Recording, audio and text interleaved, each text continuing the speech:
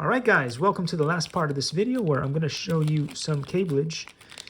And we're just going to take some of the stuff out. I showed you the camera earlier, I took that out. And now it'll be time to get some of the other stuff out because I will be actually using this and struggling to get a cable out. Wow. In that pesky marker review style, getting a cable out is hard. Not for the rest of you, I know, not for the rest of you, but for me, that was a hard thing to do. All right, so then it looks like regular USB on this side. You could even plug it into your computers. And this is the USB-C 2, I don't know, whatever. Anyway, I said it correctly at the beginning of the video.